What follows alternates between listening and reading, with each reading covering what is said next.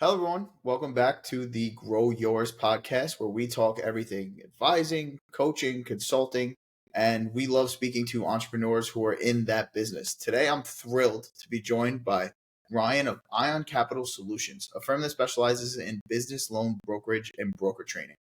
Ryan is one of those guys, after I spoke to him once, I know he does not only talk the talk, but he walks the walk.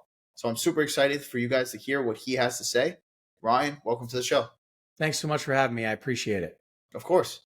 Now, before we get into it and into the nitty gritty of really what you got going on, I want the listeners to have a little bit more of a background of who you are. So tell us a little bit about your professional journey, how you got Sure. into entrepreneurship and starting this business. Yeah, absolutely. About 11 years ago, I got into the lending space. Didn't really know what I was getting into.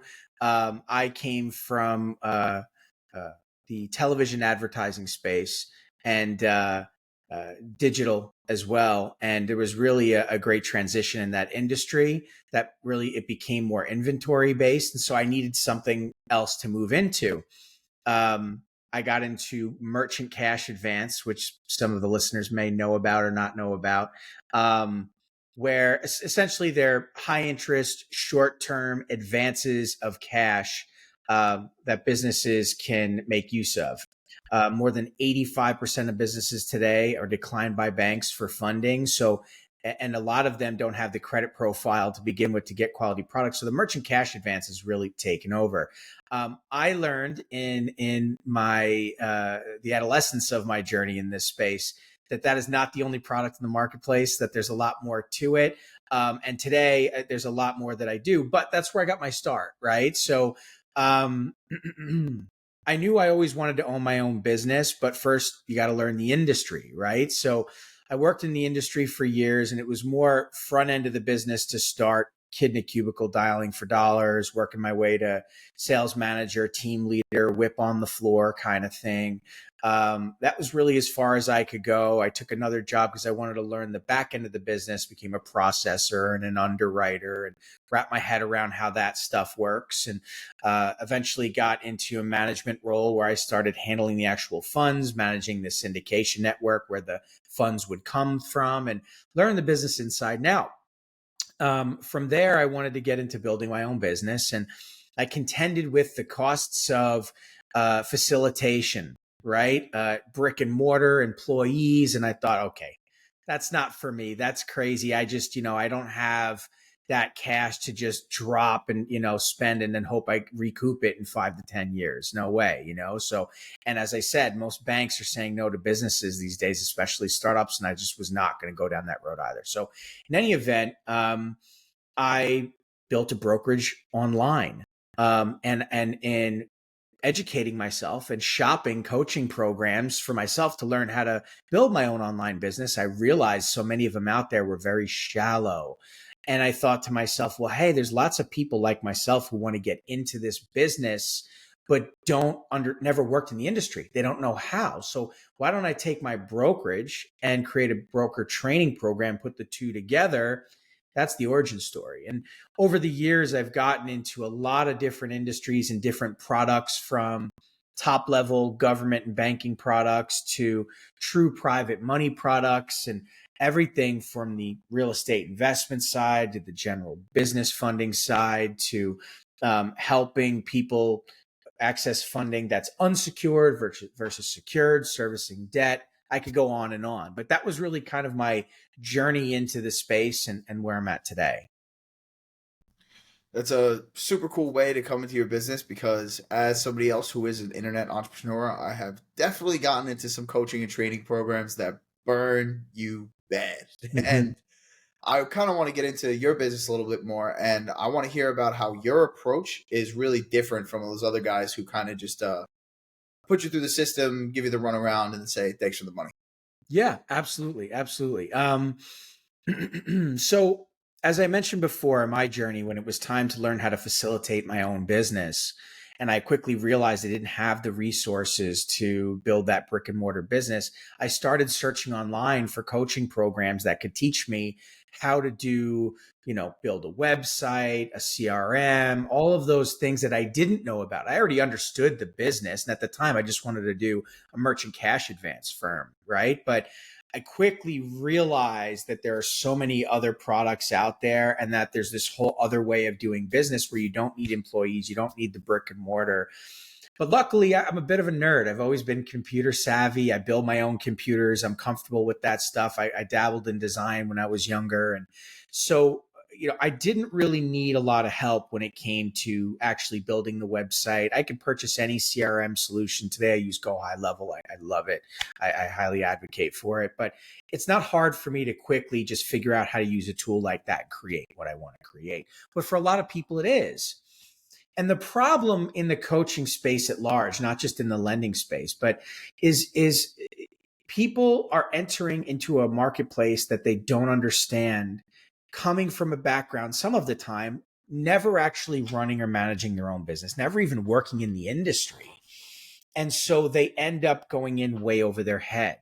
So there are marketers out there that will take advantage of an audience that lacks that and will lead them down a pathway of glory and success. And this is where they, dangle the shiny object. And it's always the same thing, the designer clothes, the YouTube records in the background, the fake stack of cash and credit cards on the other hand.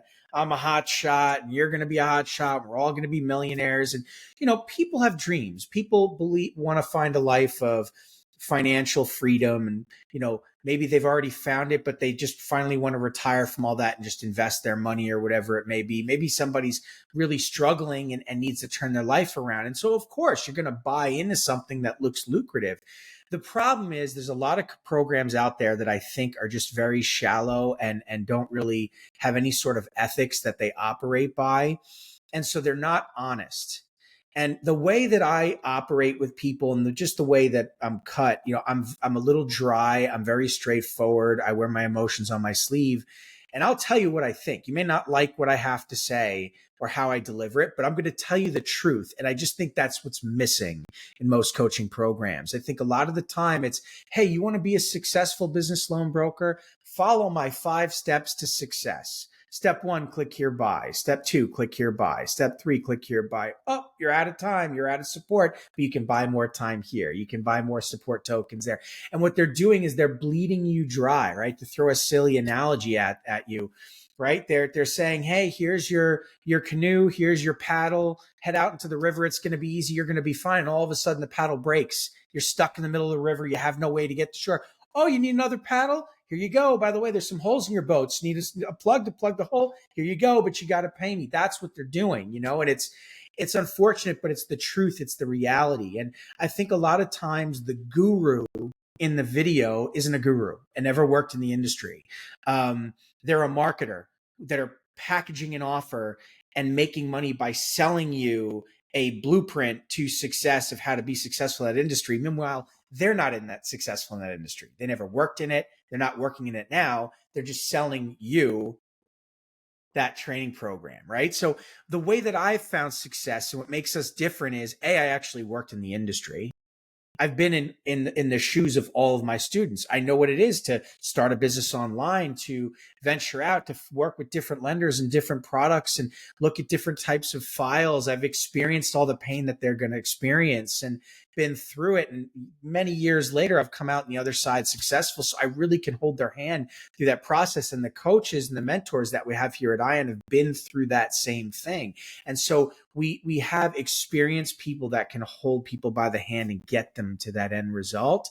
And we're really actually doing that. We're working in the marketplace every day, and we're sharing not just front end resources of how to facilitate and build your business, but back end tools and processes to run your business, because operationally, that's what matters.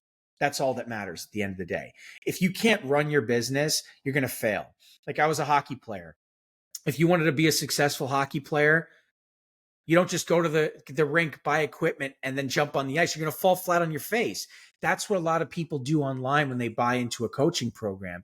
They just buy all the equipment, throw it on, and now I'm a pro. No, you're not. You need to know what you're doing. You're better off not buying all that stuff, entering in surrounding yourself with experienced people, learning the ropes, making some money, and then investing back into yourself as you grow and improve. That's the safe approach to entrepreneurship. So that's where I found success. That's where I help our students find success. That's how I've shaped my program. And it's moved on to me owning several businesses, a direct lending firm, a real estate investment firm, because I just simply do things the right way, in the honest way. And it's hard work, but anybody looking to find results as an entrepreneur, there's only one road, the hard road, And so you just got to surround yourself with real people. I think that was wonderfully put. Felt a little attacked there as a marketer, but you came back around. So Thank you. So this is probably something that other business owners are wondering listening to this, and then we'll get a little bit more into the nitty-gritty of what business loan brokerage is. So with you having this passion for true success for your students and making sure that everybody is maintaining the quality coaching services that they deserve and that they paid for, how do you balance really growing your program while also maintaining that quality? Yeah, absolutely. So one of the things that I don't do is overly market my program. In other words, a lot of programs that you see out there, they're running ads constantly. Facebook, right? Or Meta at large, YouTube, Google, ads, retargeting. They're onboarding 200, 300 people a month. Why? Because that's where their revenue is coming from. They're not worried about the success of the student or invested in the success of the student. They're just trying to collect money at the door and then collect more money along the way. And then once that student burns out, they're just focused on the next student. That's their model. I don't do things that way. So when you think about pain with scaling a business, the biggest pain with scaling a business is usually too many people, too much work. It's like, how do you manage and support that weight? Because if you don't have a foundation and systems and processes and people to manage that, it quickly spirals out of control. So I don't have that problem because we don't operate that way, right? At the end of the day, we're focused on making the majority of our revenue in the field, actually working on deals. And that's a big difference. So I don't bring in more than like half a dozen people a month. I cherry pick who I bring into the program because at the end of the day, I want to work with people that I think have the skill set and, more importantly, the mindset to actually achieve results. I think the biggest factor when it comes to struggling to find success with people is themselves. It's got nothing to do with the industry, the training, the coaching program. More often than not, it's the individual, their limitations, their personality quirks that get in the way of finding success, But at the end of the day, it really is about substance. It really is about focusing in on the things that really matter, surrounding yourself with people who understand what they're doing and have been where you are and are finding success, right? What Tony Robbins said a while ago, if you want to achieve results, go find somebody achieving those results, copy what they do, and you'll get those results kind of thing. That's really the way that we do things here at Ion, right? We keep our circle small. We surround you with support. We work with you live in the marketplace with the clients, with the lenders. We're working on the deals. We're doing it for our students while they shadow.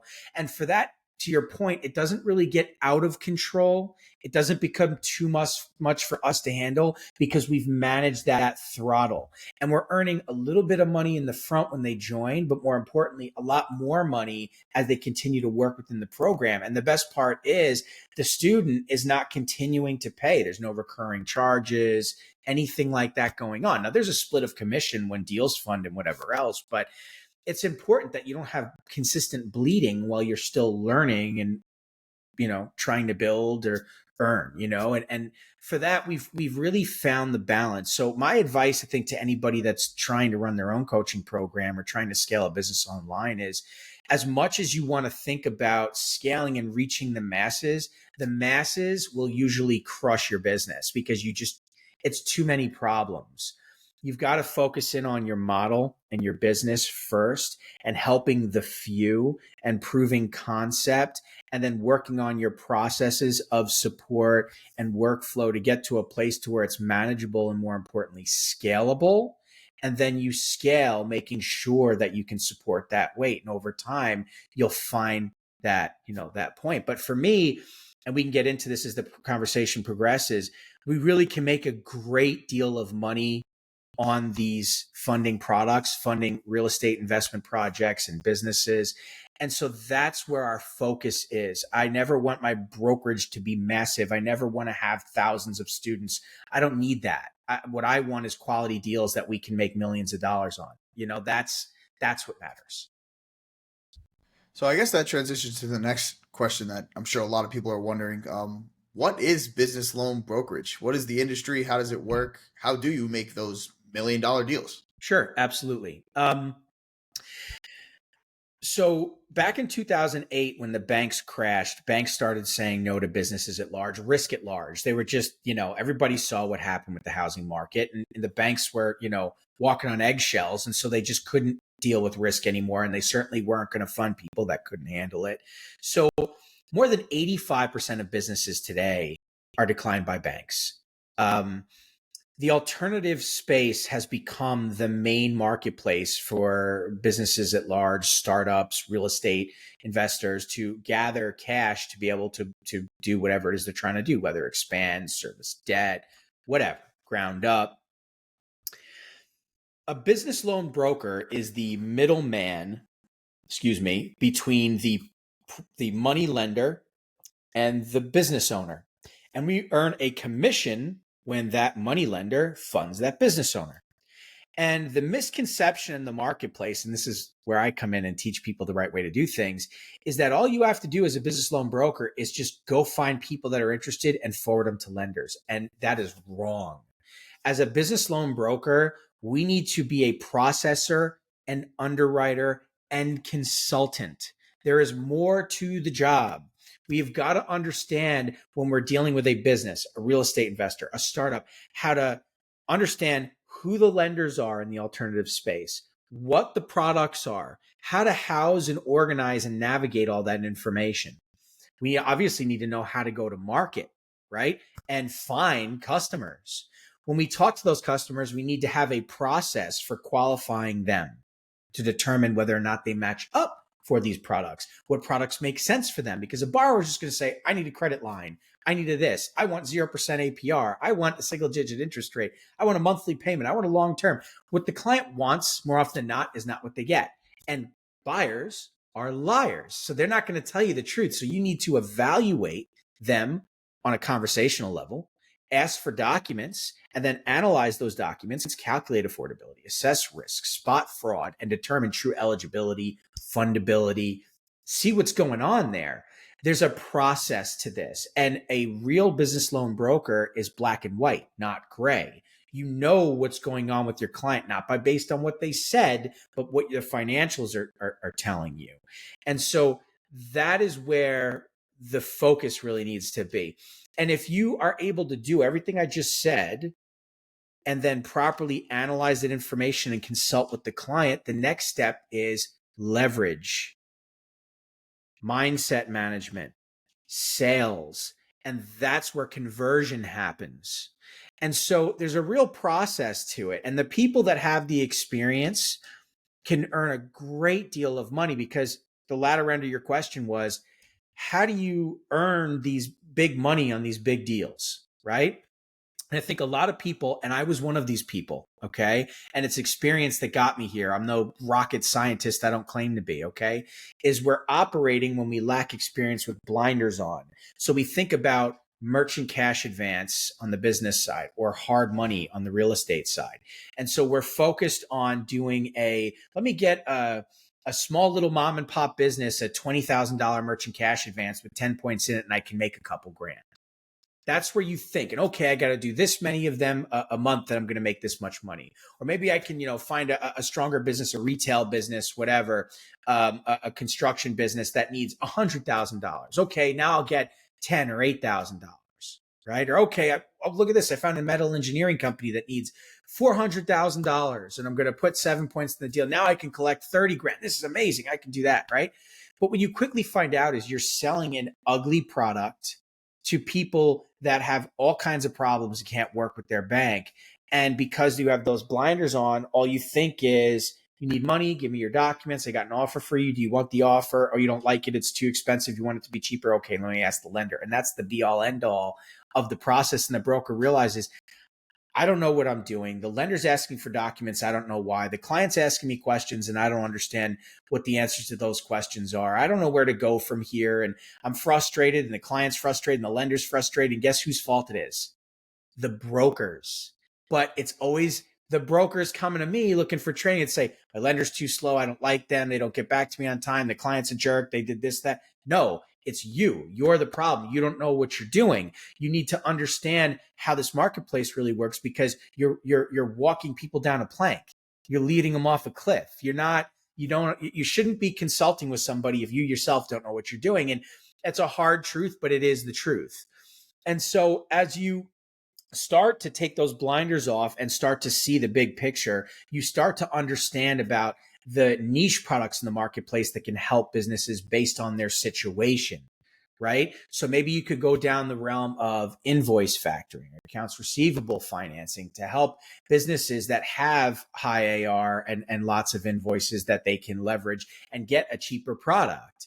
Maybe you can help a business owner that's got a higher credit profile access to a true bank loan or 0% APR credit cards over a couple of years, and even show them how to roll it to a third year where they're now leveraging cash that's less expensive. Understand how credit repair works and building business credit so you can improve their credit profile and get them into that upper echelon while making money. How to help them build business credit while making money for yourself so that they can access and remove or access funding that removes the personal guarantee, protecting them from what the bad things that could happen in their business. Understanding debt and how debt works and how to help people get out of it. A lot of times people, when they get into debt with merchant cash advance, take one and then they're in trouble. So they take two and then they take 3 and 4 and 5 and 6. And oh my God, they put themselves out of business because they have some knucklehead who's just telling them, take another one. It'll make all your dreams come true. And it's not. And so showing them how to use collateral, how to pay off naturally, how the math works, and financial planning to get them out of that and then improve their credit profile to get them into that higher level. That's what matters.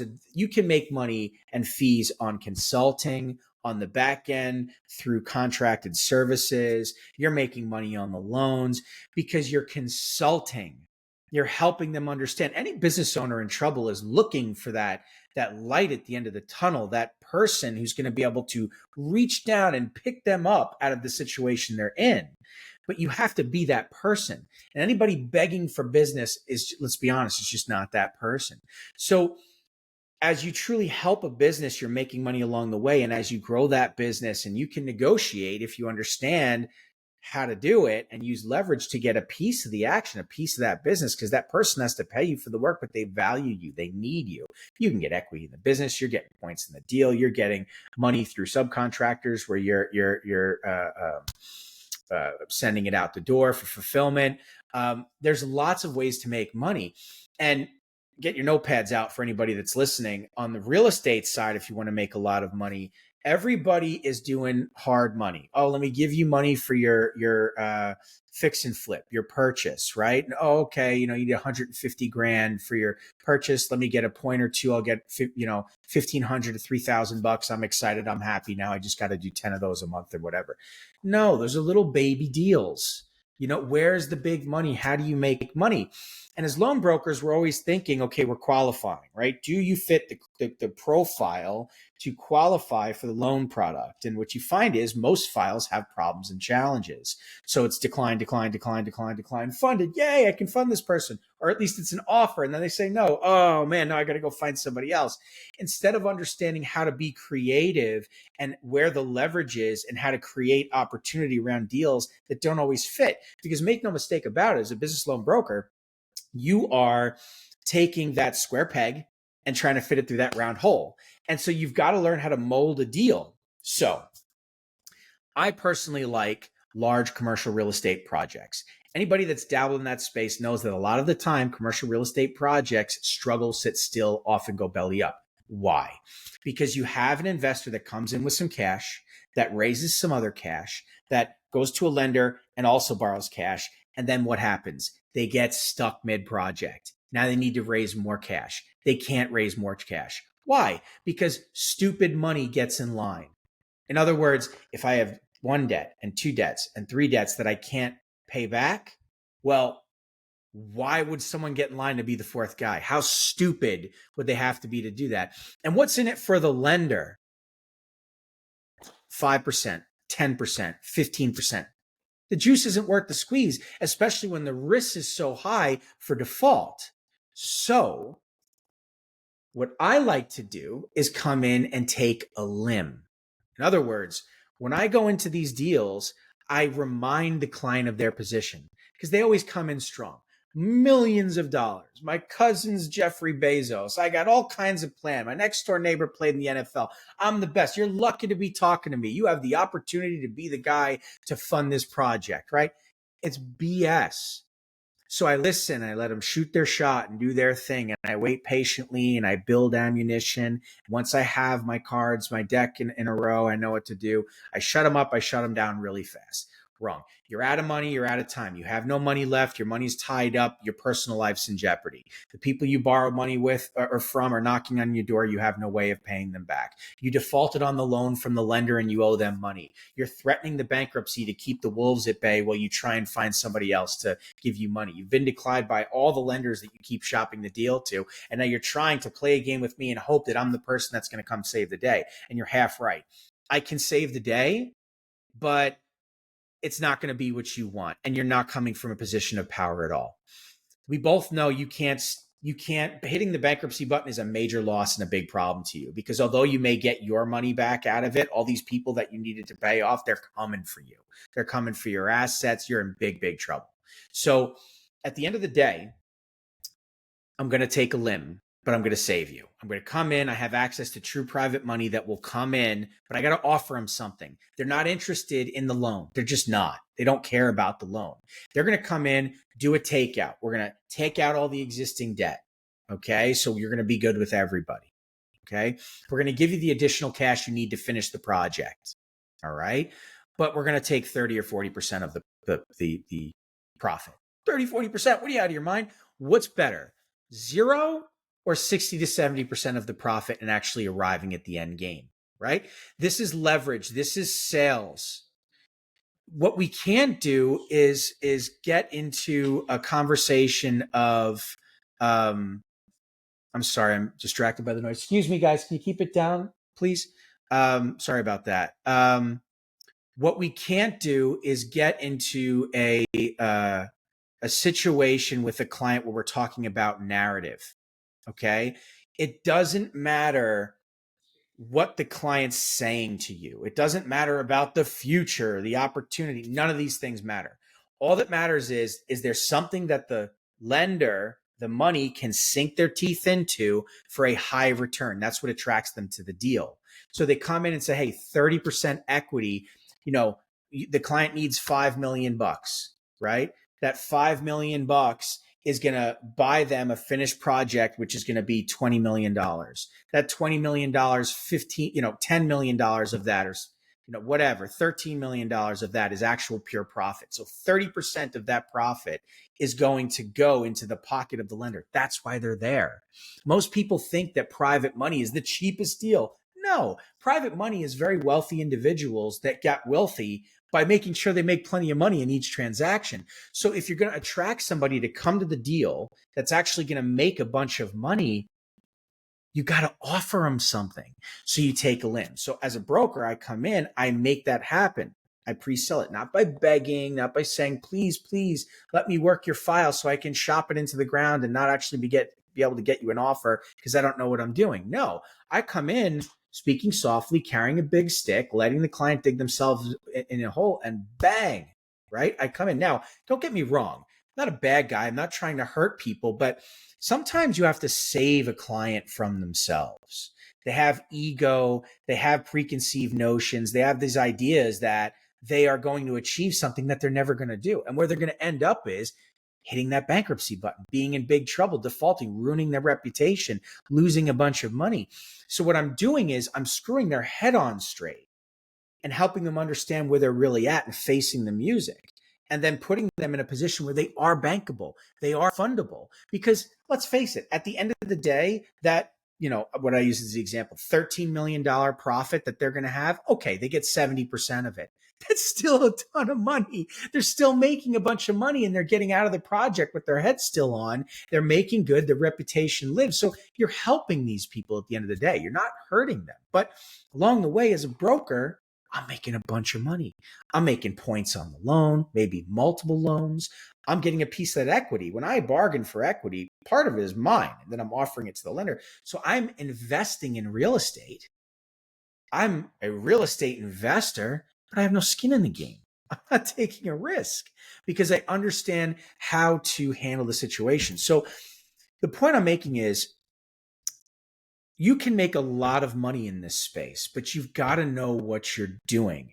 And for everything that I just told you there, it's one thing to understand the high level of it or hear the story behind it. It's another thing entirely to do it, to manage the people, to manage the paperwork, to understand the nuance. And it's a game, it's a dance, and it comes from background and experience. And with my company, what we do is you leverage people like myself who do it for you until you can become that person yourself. And we truly show you that exit strategy. So you become that standalone broker with access to the direct source, and you become just like us. And that's what we do. All right, that was excellent. Super in depth. Anybody listening that can't learn a thing or two from that, you might be deaf.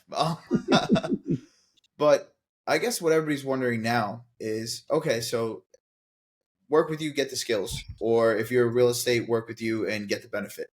So now my question to you is a little bit about how you go about sourcing these deals and basically marketing yourself as this broker. This probably applies to your students, people who potentially want to be your students, and to yourself as a real in the private money of real estate. How do you go about your marketing strategies? Absolutely. So one of the common questions that I get from students that come into the program is, how does your marketing work? Is your marketing good? The last guys I work with, their marketing wasn't so great. They're trying to figure out where I stand in the realm of marketing solutions. And I quickly correct their way of thinking. There is no Ion specific marketing.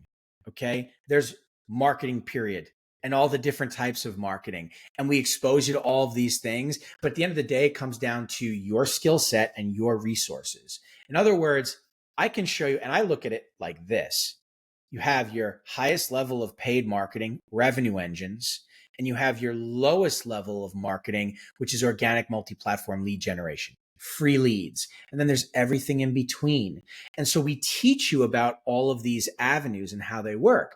And what people want is the results of this type of marketing, but with the cost and of time and money of the lowest level of marketing. And that's not how it works. So as I said to you before, the biggest challenge with people that I find is the mental aspects, their mindset, their personality quirks, their expectations and preconceived notions is what works against them to achieve results.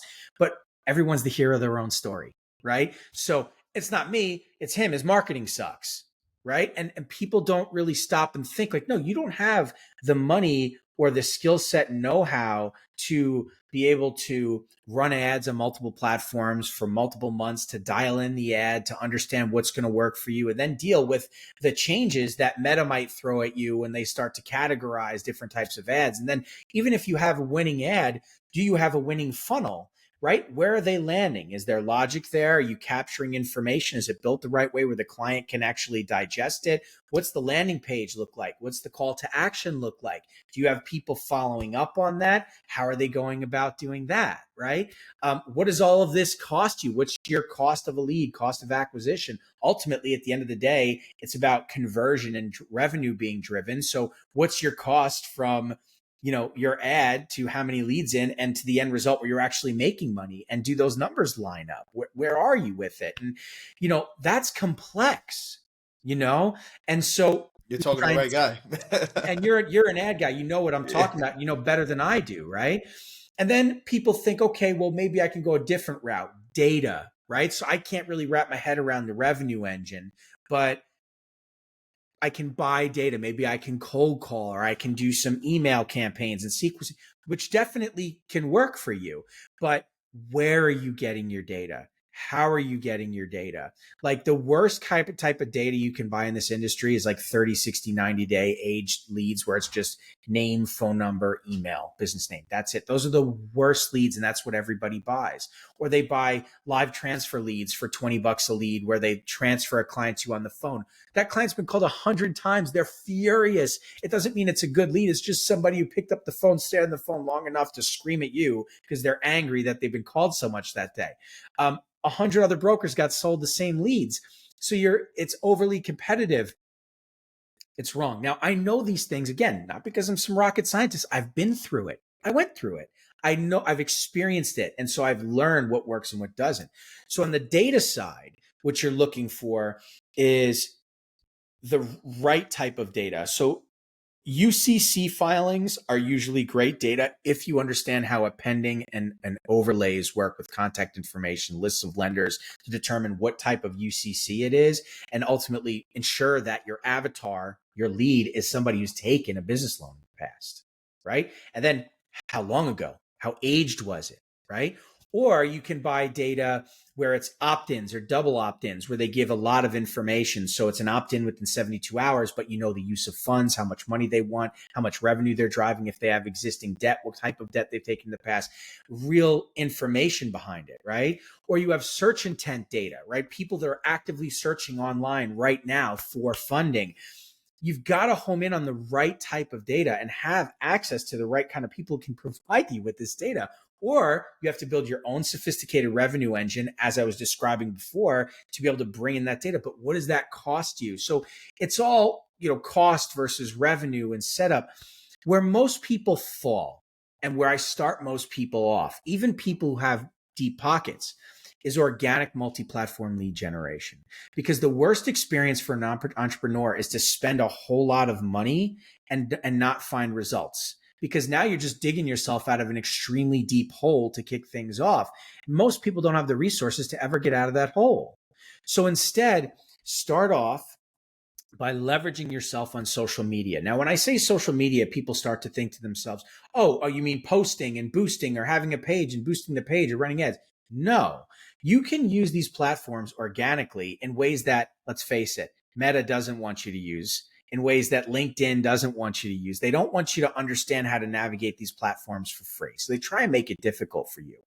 But there are features and search engines and networking groups and ways of identifying prospects and communicating with prospects and automating. There's cheap automation tools that you can utilize, and you can bring it together with email sequencing, which can be powerful with platforms that you can leverage today. But it's a multi-platform approach with a regimented approach that we have broken down to a science and properly tested, so you can avoid suspensions and bans and know how to do it. We have the messaging dialed in, the scripting dialed in. That's the best place to start because it's low cost, So that's the way that we look at marketing, and we help our students navigate, all options. All right, awesome. That was super you basically hit all the follow-up questions as I was processing them. You would just hit them in your conversation, which was very impressive, honestly. Thank you. Okay. I've done this a few times. Yeah, I could tell. I could tell because every time I'm about to stop you and ask something, you get right into it. And I was like, wow, open loop, close loop. It was really a great job. Yeah, thank you. No problem. So I guess here to wrap it up, what would be one piece of advice that you give to somebody that is either an entrepreneur or getting into the financial services space and trying to start their own business? What's the number one piece of advice? Stop being so negative. I think a lot of people look at failure as the end of the road instead of the building blocks of success. Any super successful person, and there's certainly people that are a lot more successful than I am, but they all tell the same story. I failed and failed and failed and failed until I succeeded. And then even when I started to succeed, I was still failing and failing and failing so that I could achieve higher levels of success. And that never stops. You never stop educating yourself, right? So you've got to be willing to deal with that and keep investing in yourself. And I always investing in yourself, excuse me. I always use exercise as an example. And I'm not a super fit guy. I don't pretend to be, but the point I'm making is if you're unhappy with your body, what do you need to do? You need to go to the gym. You need to diet, sleep right, eat right. Most of us don't do it. Let's be honest, right? I feel you. Right. So there's at the end of the day, you've got to do what it takes to become that person. And let's be honest, if we really want that movie star body, right? What do we have to do? We have to get a gym membership. We need to go to the gym 5 days a week. We need to hire a trainer to put a workout plan together for us, shock the muscle, feel the pain. We need to hire a dietitian, follow a meal plan. We need to count our calories. We need to get uncomfortable. We need to do all the things we don't want to do. We need to sleep right, eat right, not smoke, not drink. That's what it takes. You're going to fail. You're going to eat a bad meal. You're going to pick up another pack of cigarettes and start smoking. You're going to skip the gym 1 week because you're just tired of it and it turns into 2 months because you procrastinated. That's failure. That's going to happen along the way. But if you just keep showing up, if you just keep investing back in yourself and not being so hard on yourself for the failures, and you keep going, what you accrue is knowledge and experience. And that's how you become the way I am right now, where you're able to articulate yourself about an industry, not because you're some genius, but because you just kept going. You kept learning, you kept accruing and building upon that knowledge base and got to a place to where you did figure it out and you can speak intelligently about it and you can help people. And that to me, I think is the best piece of advice I could give anybody, because I didn't get here and I'm certainly not done. I have a long way to go, but I didn't get to where I am by making excuses and quitting. God knows in my journey in life, and I'm 40 years old, but I've failed. You're 40? I'm 40. Yeah. Oh, 40 You is a lot. look much younger. Thank you. That's a huge Yeah. compliment. I appreciate that. The I top mean, of good my for head you. tells a different story, but I'll take I the mean, I'm in my 20s and I don't really got it going on, but yeah. But yeah, the point I'm making is I think mistakes I made in my young life was that I made excuses and I quit and I made some bad choices. And so now I've tried to learn from that and just tell myself, you try to make better choices. Don't quit, just keep going. And that served me well. And so I would not be where I am had I not changed that mindset. So I think that's the best piece of advice I could give anybody. I think that's wonderful. And I'm really hoping that everybody listening in is paying attention, because I mean, I'm a lot earlier in my entrepreneurial career, but I've definitely failed a whole bunch on the way to where I am now. So I guess to end it off, Ryan, where could everybody find you? Where could they speak to you? How do they get involved with you? Absolutely. IONcapitalsolutions.com. That's ION as in Nancy. That is my website. You can check me out there. I have my Ion Capital Loan Broker University YouTube channel. We have the same for our Facebook group. I'm out there. Reach out, check out our free webinar on our website. You can check out testimonials of students. It's just a wall of heads of people, describing their experience and having chats similar to this. And we're here for you. You got to be willing to do the work. You got to be willing to put in the time. You got to be a willing student and drop the ego and, make sure you're not a full glass. And if you can come to the table that way, we really can offer you a lot. I thank you. I appreciate the opportunity to be on your Of course, I enjoyed it and speak to an audience. And thank you to everybody who's listening. I hope in some small way I helped you on your journey, whether it be related to my industry or something else entirely. You're welcome to reach out to me if you have any questions. I try to help people as much as I can. And what's the old expression? Network, net worth, right? It's all about who you work with and surround yourself with. So anyway, this was great. And I really appreciate the opportunity. Thank you. All right. That was awesome. Everybody, this is the Grow Yours Podcast. We'll see you next time. See ya. Thanks.